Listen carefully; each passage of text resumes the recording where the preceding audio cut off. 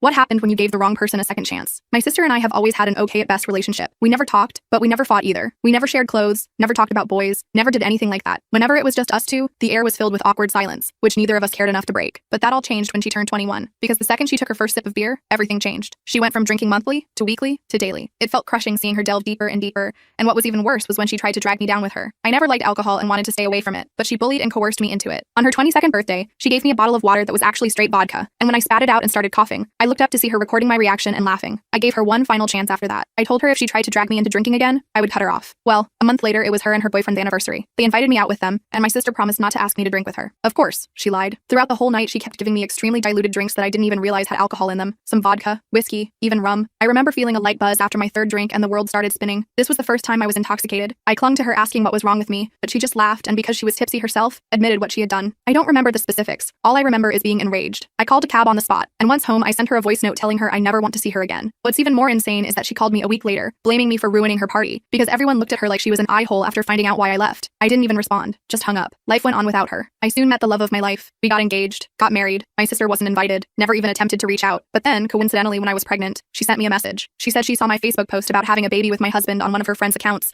and seeing it made her realize nothing is more important than family. She apologized and begged for another chance. I was very reluctant, but eventually agreed. We met up for coffee at a little brunch spot, and even though she was nice and apologetic, she still had 3 glasses of wine, which let me know she was still drinking regularly. I asked about it, and she said alcohol was a part of her life she never wishes to give up, but she did promise that if let her back into my life, she'd never drag me into drinking again. I thought long and hard about it, and I agreed. I wasn't sure what to expect, but everything actually went fine. She respected my boundaries, never asked me to drink, and never got more than tipsy in front of me. But then last week she came over to my house, and that was when I realized resuming contact with her was the worst thing I could have done. This was the first time I'd let her come over after my baby's birth. I had warned her that she wasn't allowed to go near the baby if she drank, and she told me that was no problem. I still had a bad gut feeling about it, but the last year gave me good reason to trust her, so I pushed my worries away. But then she came over with 2 bottles of wine. We all had a pleasant chat, and even my husband had a glass. I, however, did not drink. My sister almost finished the 2 entire bottles herself, and was quite hammered. Still, the evening was going okay, but then she asked to use the bathroom. I pointed her upstairs, and after waiting a few minutes, I went to check on her to make sure she wasn't getting sick. But when I went up, she wasn't in the bathroom.